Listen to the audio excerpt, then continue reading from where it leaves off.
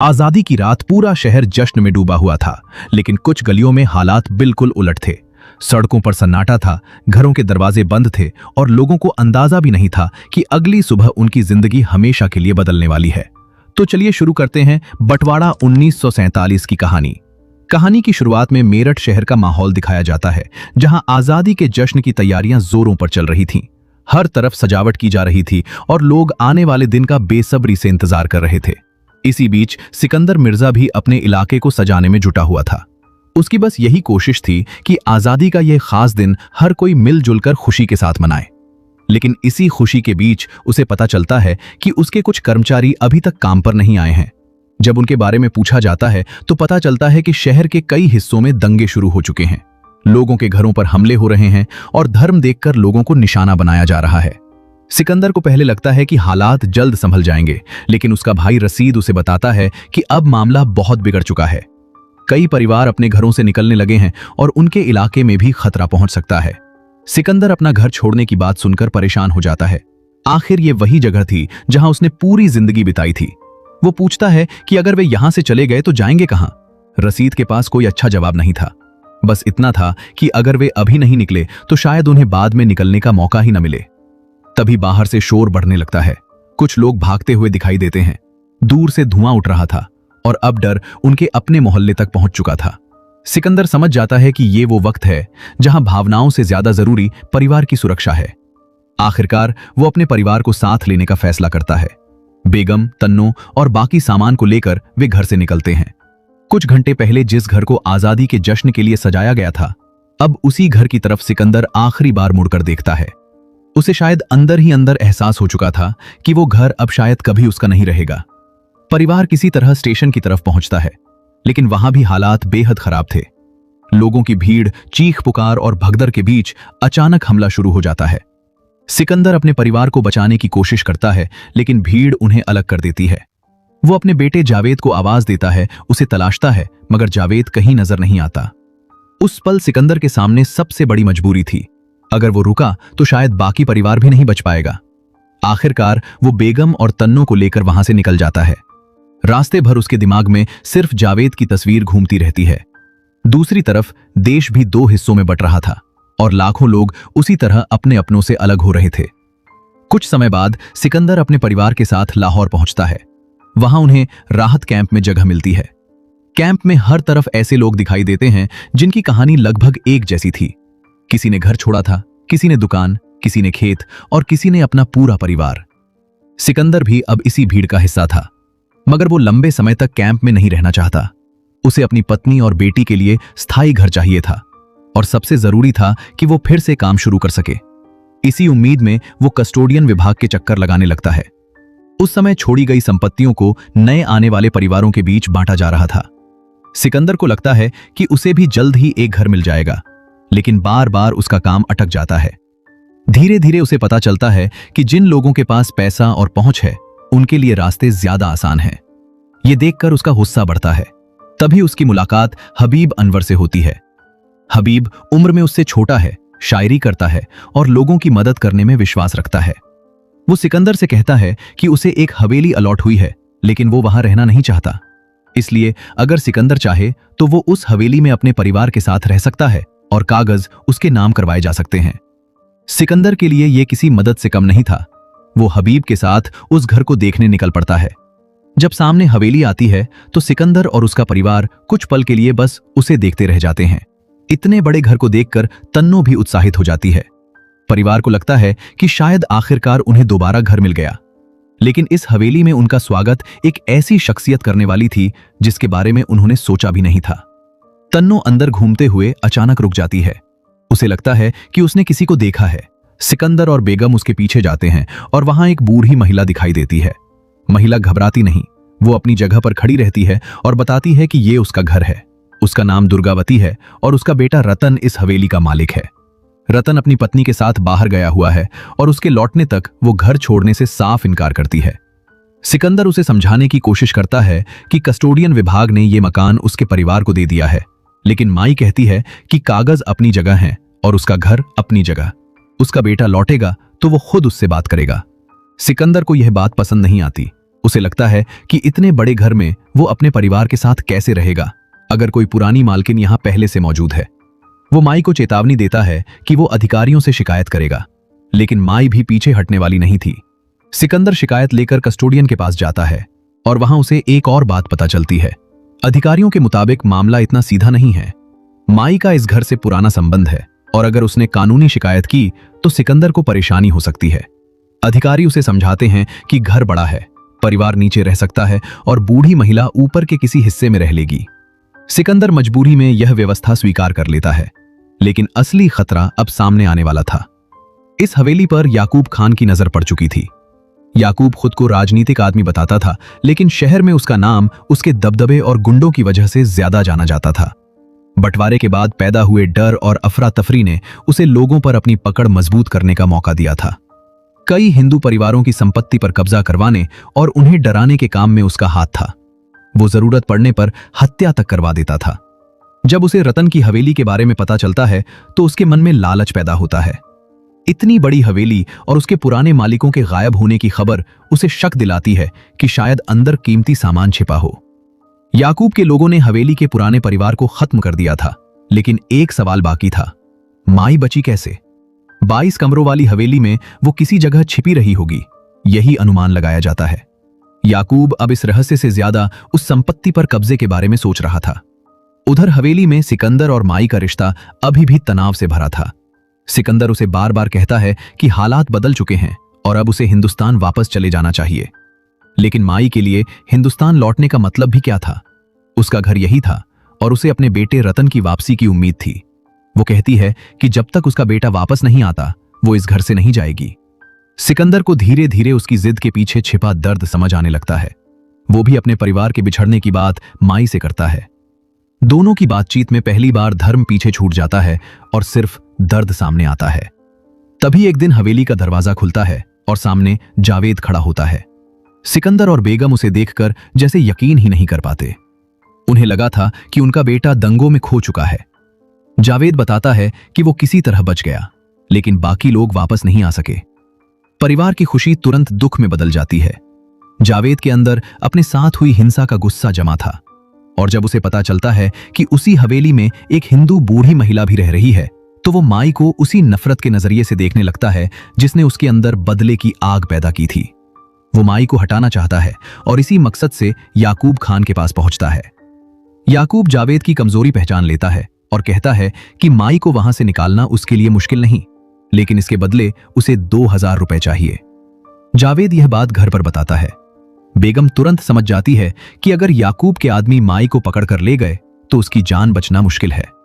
वो सिकंदर से कहती है कि इस औरत को कुछ नहीं होना चाहिए, लेकिन जिस महिला को वे कुछ समय पहले घर से निकालने की सोच रहे थे वही अब धीरे धीरे इस परिवार के सबसे करीब आने लगी थी। बेगम की तबीयत खराब होती है तो माई उसके लिए दवा बनाती है, काढ़ा देती है और उसकी देखभाल करती है, और यहीं से एक अजनबी और परिवार के बीच की दूरी कम होने लगती है।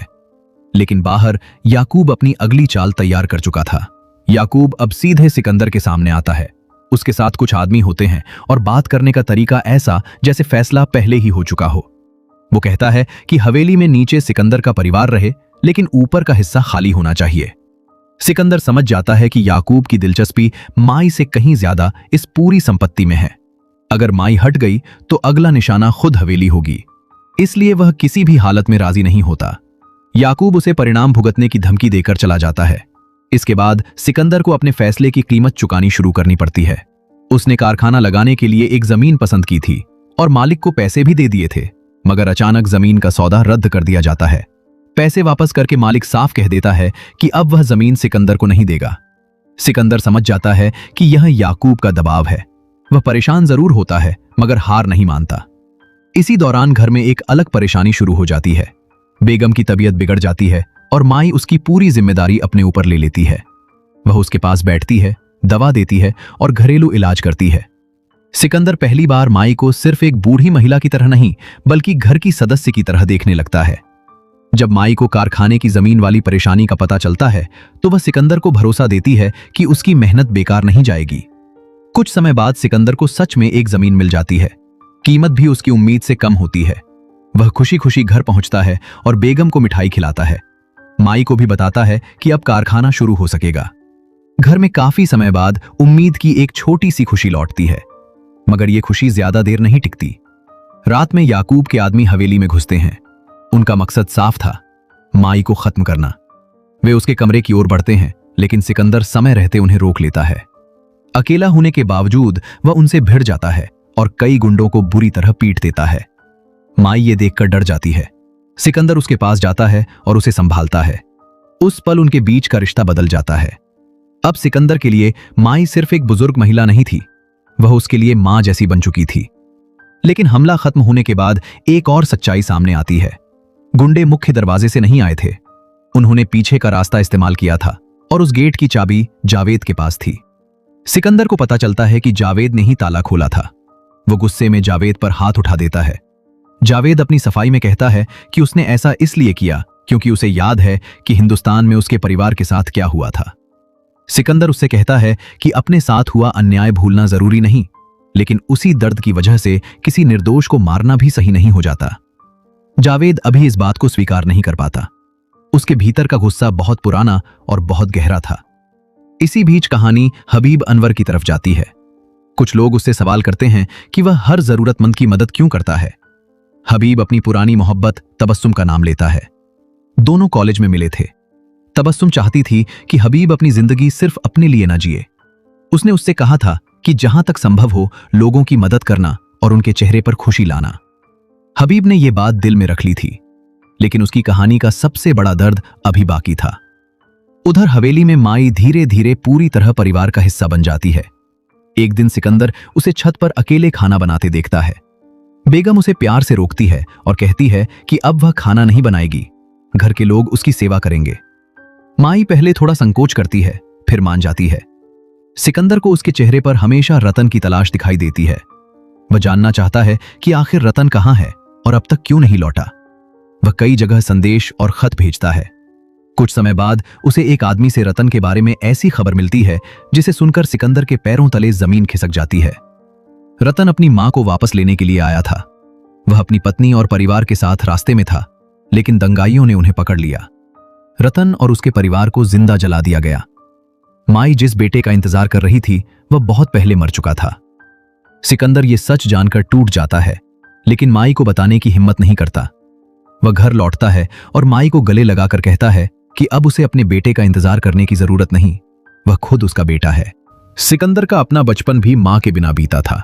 उसकी मां तब गुजर गई थी जब वो सिर्फ 4 साल का था, इसलिए माई के साथ उसका लगाव अब और गहरा हो चुका था।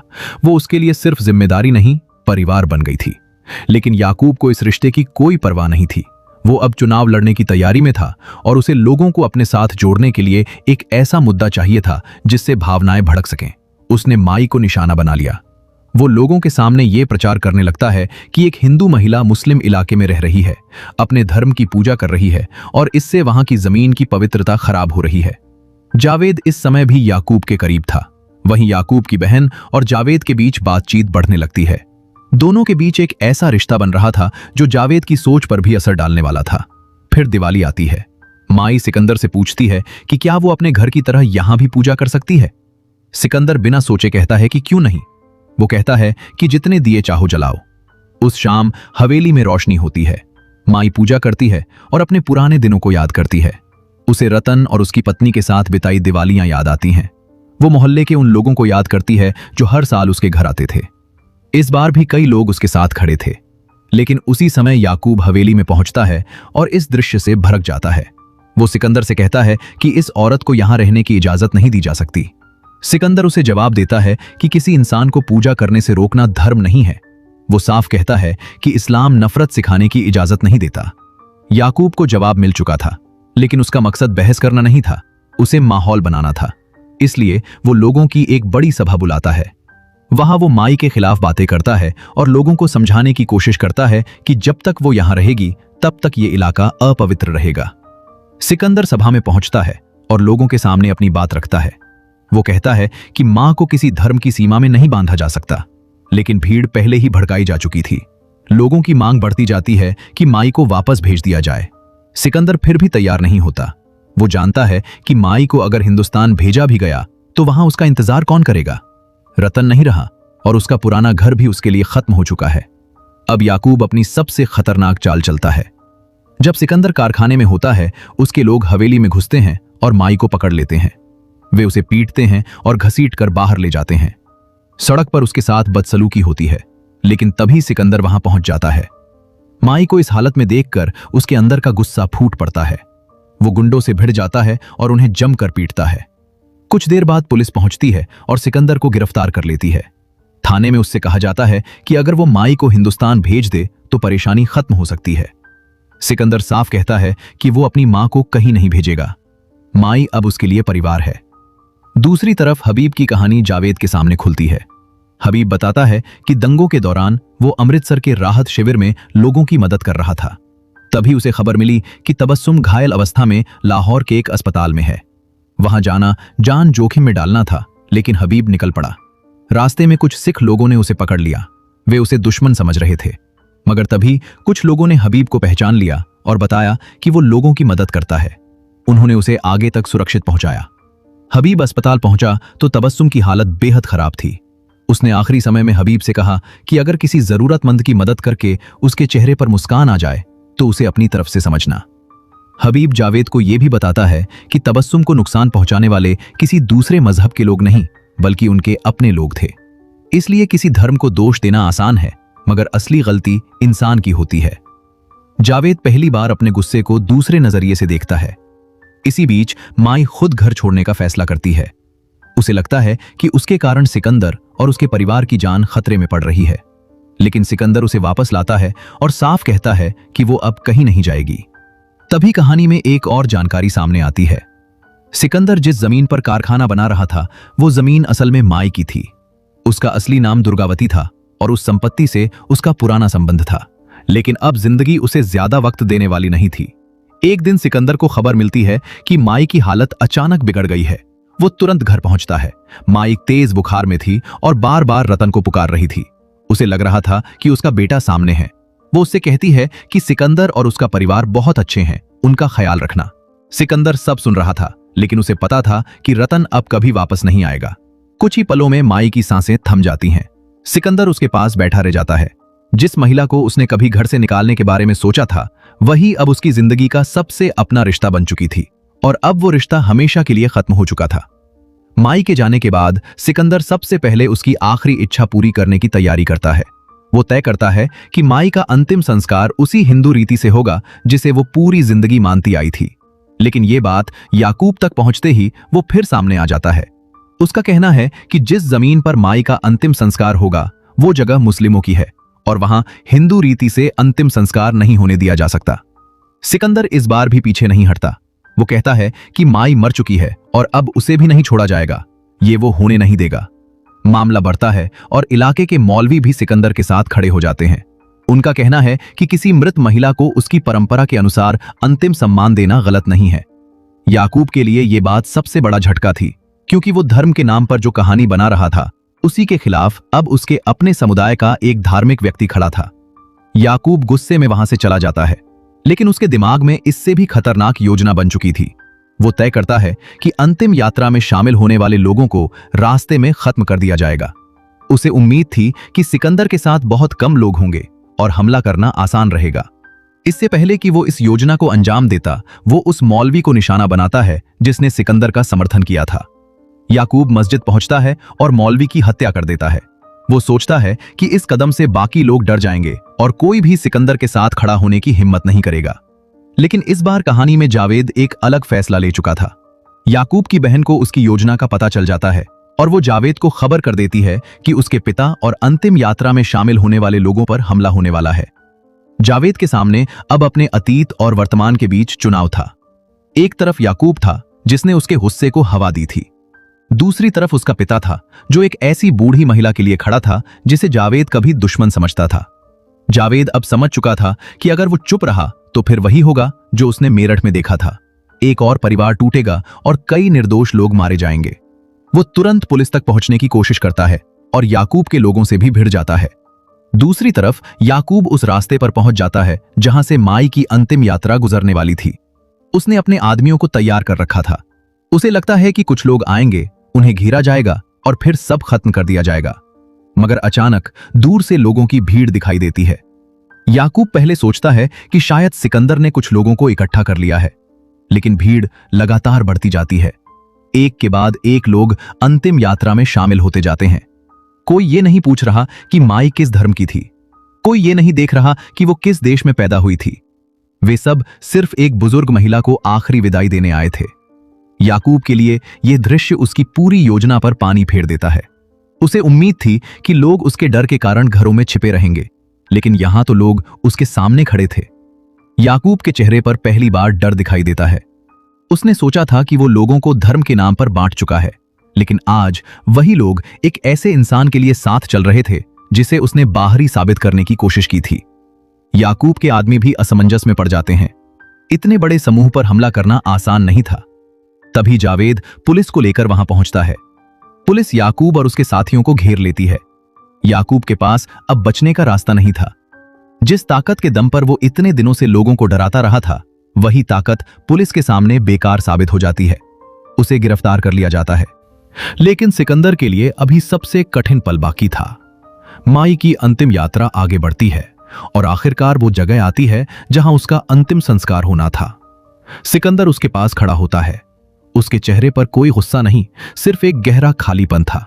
वो उस महिला को विदा करने जा रहा था जिसने बंटवारे के बाद उसकी जिंदगी में फिर से मां का एहसास पैदा किया था।